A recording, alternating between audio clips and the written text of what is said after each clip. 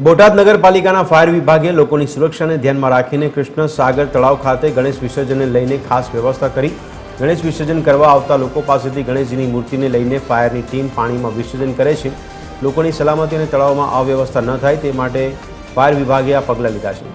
ભક્તો પણ આવા સુવ્યવસ્થિત અને સુરક્ષિત વિસર્જનથી ખુશી વ્યક્ત કરી રહ્યા છે।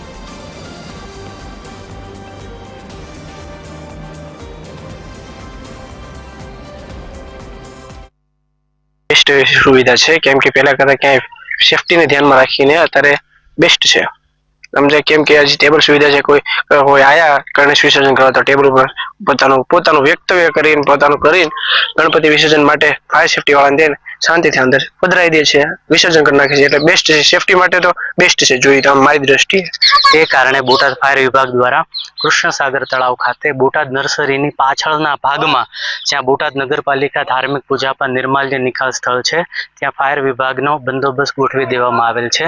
જે બંદોબસ્ત સવારના 8:30 વાગ્યાથી રાત્રિના અંધારું થાય ત્યાં સુધી એટલે કે 7:30 વાગ્યા સુધી બંદોબસ્ત અર્થે ફરજ બજાવતા હોય છે। અને કામગીરીની અંદર અહીંયા ટેબલ ગોઠવી દેવામાં આવેલું છે। કોઈ પણ વ્યક્તિ જ્યારે ગણેશજીની મૂર્તિનું વિસર્જન કરવા માટે આવે છે ત્યારે ટેબલ ઉપર પોતાની મૂર્તિ ગોઠવે છે, છેલ્લે પૂજા અર્ચના કરે છે। પૂજા અર્ચના કર્યા બાદ મૂર્તિને ફાયર વિભાગના સ્ટાફને આપવામાં આવે છે અને ફાયર સ્ટાફ દ્વારા પાણીની અંદર જઈને પરંપરાગત રીતે મૂર્તિનું વિસર્જન કરવામાં આવે છે।